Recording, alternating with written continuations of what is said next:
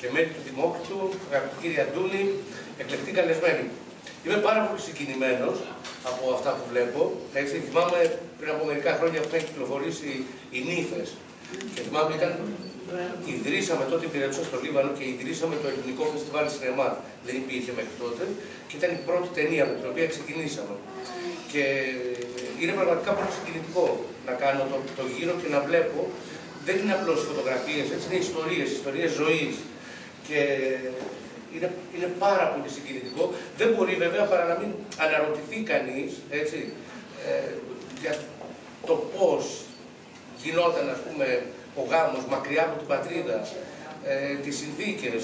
Να αναρωτηθεί επίσης ποιο είναι το μυστικό ότι, από ό,τι ξέρουμε, οι περισσότεροι από αυτούς τους γάμους υπήρξαν παραπάνω από επιτυχημένοι. Έτσι, εδώ ένας κύριος μου είπε: έχω 11 εγγόνια, περιμένω τα δισέγγωνα κλπ. Και από ό,τι βλέπω στις φωτογραφίες δεν φαίνεται και κανείς ιδιαίτερα δυσαρεστημένο. Κυρίως όμως, γιατί η κυρία Αντώνη θα μας πει και όλα αυτά, εγώ θέλω να συγχαρώ το Δημόκριτο, γιατί εμένα τουλάχιστον με εκπλήσει πάντοτε ευχάριστα και δεν θα κουραστώ να το λέω. Θέλω να ευχαριστήσω το Δημόκριτο γιατί σε αυτό που λέμε εργατικό κίνημα, όπως λέω πάντα, φέρνει ρωμαϊκό ύφος και ρωμαϊκό ήθος. Και πολλά συγχαρητήρια στον Πρόεδρο και στον Δημόκριτο. Σας ευχαριστώ πολύ.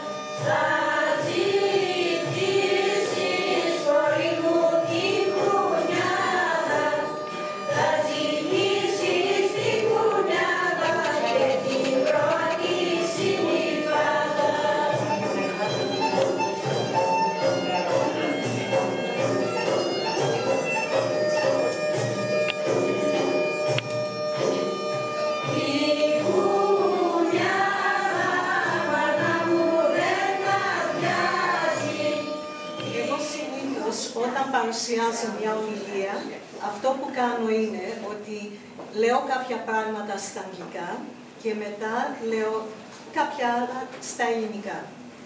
Σήμερα, έτσι για να τιμήσω τους πρωταγωνιστές των φωτογραφιών, θα μιλήσω πρώτα στα ελληνικά, θα πω μερικά λόγια και μετά, επειδή βλέπω ότι έχουμε και φίλους γύρω μας που δεν είναι Έλληνες, θα παρουσιάσω την ομιλία μου στα αγγλικά.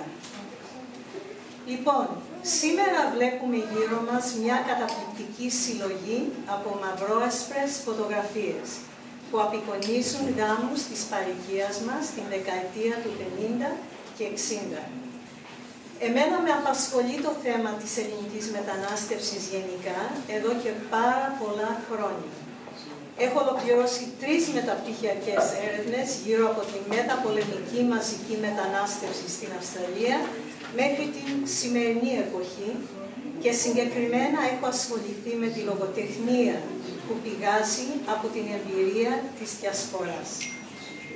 Αυτό που με συγκινεί ιδιαίτερα σχετικά με αυτή την έκθεση είναι ότι ήμουν μικρό κοριτσάκι, εδώ γεννημένο από Έλληνες γονείς μετανάστες την δεκαετία του 60. Επομένως, ήμουν αυτόπτης μάρτυρας των γεγονότων αυτών. Όταν κοιτάζω αυτές τις φωτογραφίες, φυσικά βλέπω νέα παιδιά που ξεκινούν μια καινούργια ζωή μαζί. Βλέπω ωραίες κοπέλες, ντυμένες με υπέροχα άσπρα νηφικά, τα μαλλιά τους σετ, όπως το αποκαλούσαμε τότε, και με τις μικρές παρανυφούλες δίπλα τους, επίσης ντυμένες σαν κουκλίτσες, με τα φουστανάκια τους στα φανταφτερά. Βλέπω τους γαμπρούς με τα κομψά μαύρα κουστούμια, όμορφα παλικάρια γεμάτα λεβεντιά. Αλλά εγώ και όλοι εμείς, τα παιδιά των μεταναστών, βλέπουμε και άλλα πράγματα. Αυτές οι όμορφες νύφες και οι εξίσου όμορφοι γαμπροί ήταν φτωχά παιδιά που κατάφεραν στην άλλη άκρη της γης που κατέφτασαν στην άλλη άκρη της γης, όπου τους περίμεναν δύσκολες και πολλές φορές απάνθρωπες συνθήκες.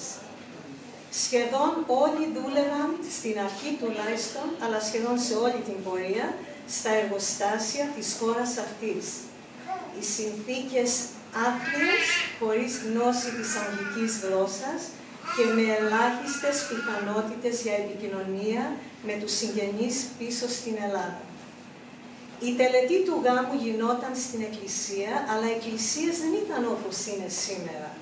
Θυμάμαι την εκκλησία του Όκλειο όπου πηγαίναμε εμείς, είχαμε ψαράδικο εκεί κοντά, για παράδειγμα, που τότε ήταν ένα χώρο, χωρίς εικόνες.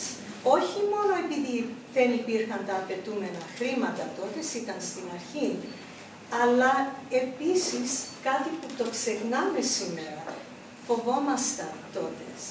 Δεν κάναμε πολύ φασαρία, ήταν οι αρχές, προσέχαμε. Ρατσισμός στα ύψη και η ξενοφοβία ένα αναπόσπαστο κομμάτι της ευρύτερης κοινωνίας. Το γλέντι που γινόταν αμέσως μετά φυσικά ήταν μια ευκαιρία να σμίξουν με τους συμπατριώτες τους, να μιλήσουν και να τραγουδήσουν στη μητρική τους γλώσσα και να χορέψουν με την καρδιά τους. Οι γάμοι ήταν ένα αποθητό καταφύγιο από την δύσκολη καθημερινή ζωή τους και ήταν μια έντονη ένδειξη ότι η γλώσσα τους και τα ήθη και τα έθιμά τους παρέμειναν άθικτα εδώ στην ξένη γη. Λοιπόν, I would also like to, as Agapi did, I would like to acknowledge the Wurundjeri people who are the traditional custodians of this land. I would like to pay my respect to the elders, both past and present, of the Kulin Nations, and extend that respect to other Indigenous Australians who might be present. I would like to state at the outset how very moved and proud I am to have been asked by Agapi Paschos to launch this incredibly moving and important exhibition, Greek Weddings Under the Southern Cross. I would like to resoundly praise the Greek Democrats Workers League, who for just on 9 decades, it's extraordinary, nearly 90 years, has been supporting, drawing attention to, and celebrating working class preoccupations in all their breadth and scope, while also steadfastly shining a spotlight on issues of social justice. Today we are focusing through the medium of photography on Greek weddings that took place.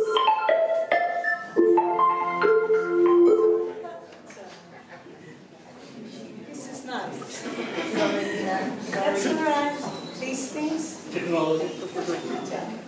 Sorry about that. Doesn't matter. On Greek weddings that took place in Melbourne in the post-war mass migratory period of the 50s and 60s. As I said in Greek, I was an eyewitness to these weddings, a little girl enjoying this parallel universe, as I have always coined it in my research, that coexisted side by side with the other, the more alien one, that I lived through in a mainstream school in post-war Melbourne. What the wider, let's call it Anglo-Australian community back then considered foreign or alien, was a place of knowing for me, a linguistic and cultural safe place. It was also an entrenched working class reality, with the ubiquitous factories as its collective epicenter, which is why I thought it was so apt that the Democrats League conceived of and curated this collection of black and white photographs within the evocative banner of Under the Southern Cross. The Southern Cross is a multifarious symbol, an amalgam of safe direction and the imperative and possibilities of workers' revolt. We owe a depth of gratitude to Agi Argyropoulos, to Anne Orioton,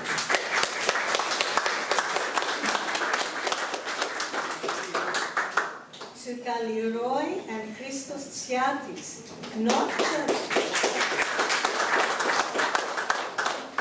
just for the spectacle that envelops us, but for the ongoing discussions that it is inevitably going to set in motion.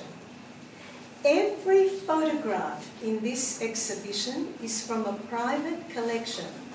No doubt for a number of you here today, this is a very emotional experience.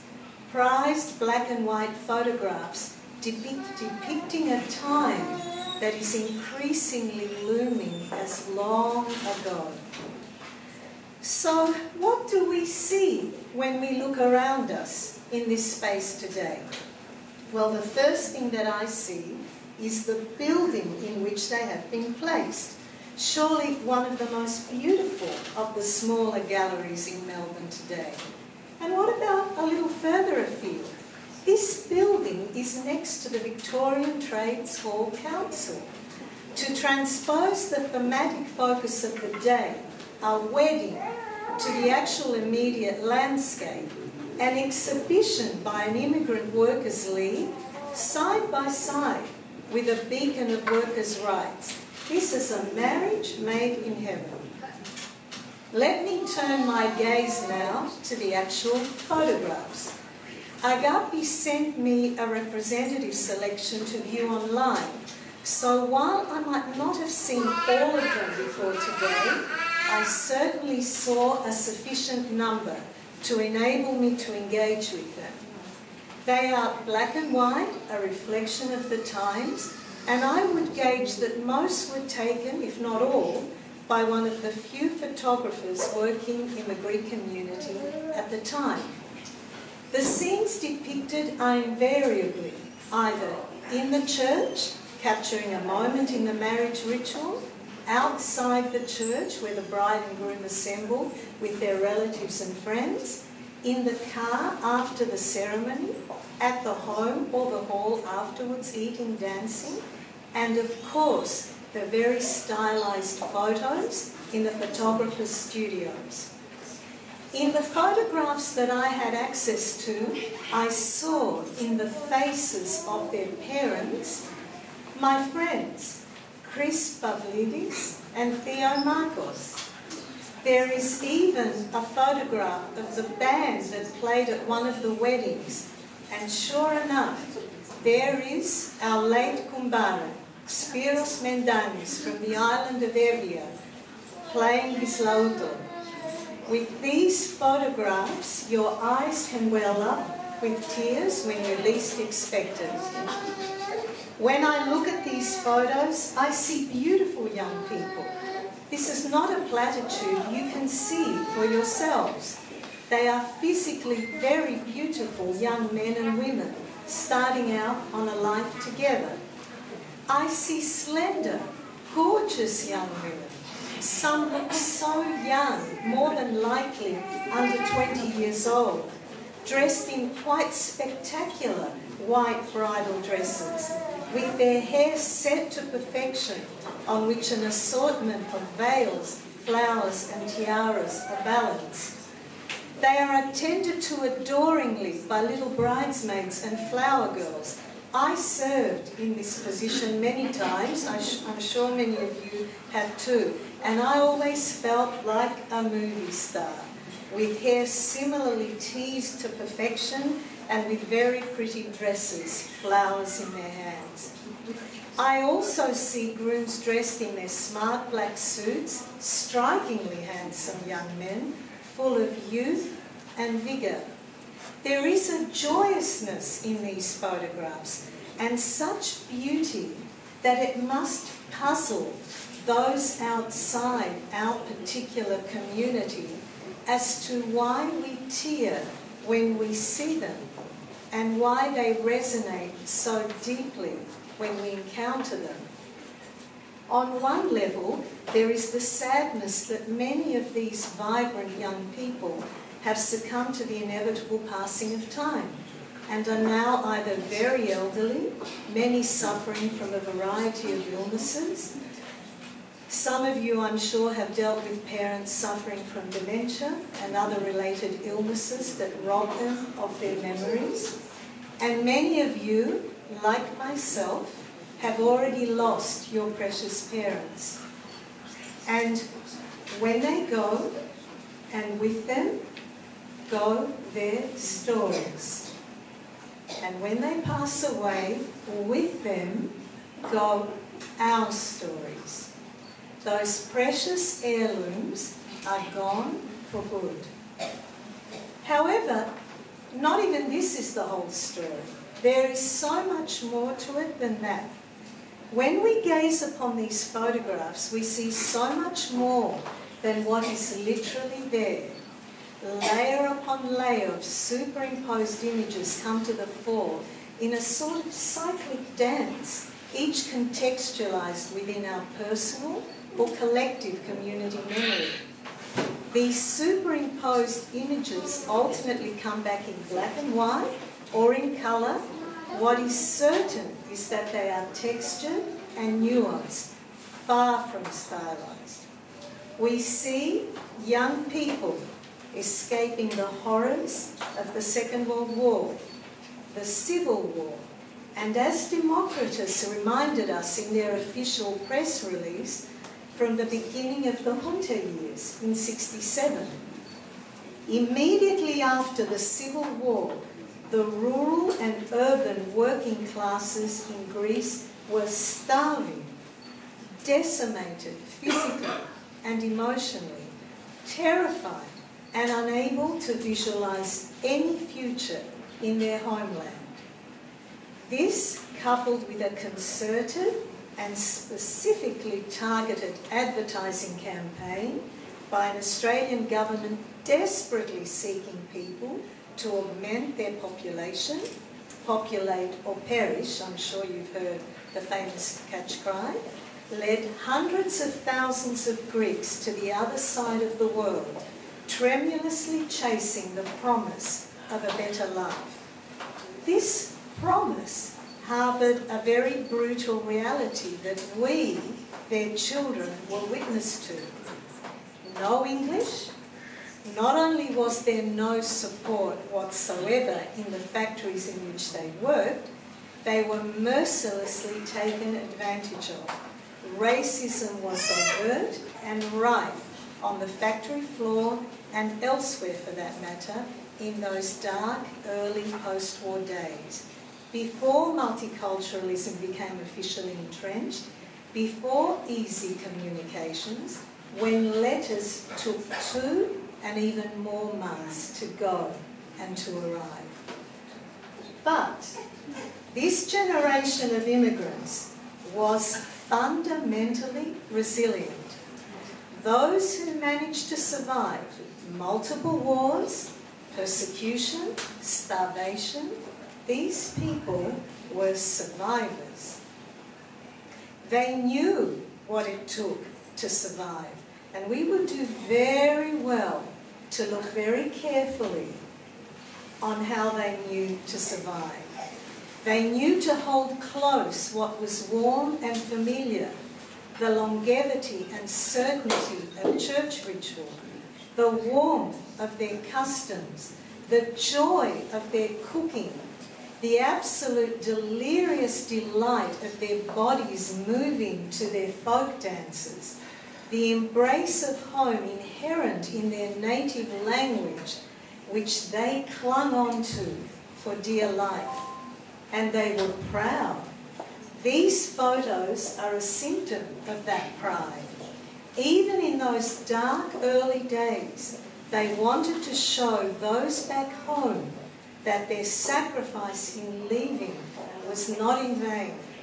And so the women rented out their fairy tale princess wedding dresses. This is why we see the same dress in numerous photos. They helped each other. I saw this. The women would help each other sewing lovely dresses to wear to the weddings. The men, my father, my late dad, they rented or lent each other their wedding suits if needed. They all helped with the cooking, making way for guests fitting into houses where several families were crammed, renting a room each. There is a fascinating photograph where the bride is seen making her way out of the house, her beautiful gown and face glowing against the bleakness of surrounding factories. It is very doubtful that this photograph would have made it back to the family in Greece. What always made their way back home were the studio photographs, with the obligatory backdrop of some bucolic representation of lakes and snow-capped mountains, through to images of Melbourne with the Yarra River front and centre. However, there is yet another lens through which we view these photographs, one inevitably informed by our conceptions of the pervading patriarchal structures of the time. One of our Greek Australian women writers made a comment in her writings that has always stayed with me. As those of you who are familiar with my research will know, I see the literature that arose out of our immigrant community as a historical text, filling in vital gaps left gapingly open by formal historical text. In her novel, she expresses incredulity that parents who wouldn't let their daughters out of the house in Greece because of possible gossip, τι θα πει ο κόσμος, were the same parents who sent their single daughters alone to the other side of the world, not knowing exactly where their daughters were going or what was waiting for them there. We, of course, all know the answer to this, and so did my dear writer. Beyond the poverty and the general desolation of the times was the asphyxiating dowry system. The lack of a dowry meant that you would have negligible chance of marrying in Greece. By contrast, these brave young women who migrated here wanted their right to have a family, and by all accounts, despite, or perhaps because of, we would all do well to think of that, despite, or perhaps because of, the practice of the proxenio, these gorgeous single young women managed to do exactly that.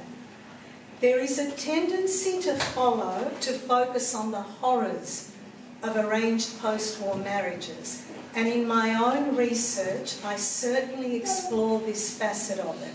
But this is one facet of it, and it is important that we acknowledge that. Most of the marriages were in fact happy ones. The girls and the boys knew they were lucky to escape war-torn Greece, to start a new life. The greatest source of that happiness being their children and their grandchildren, and the life that they managed to carve out for themselves under the most difficult of circumstances.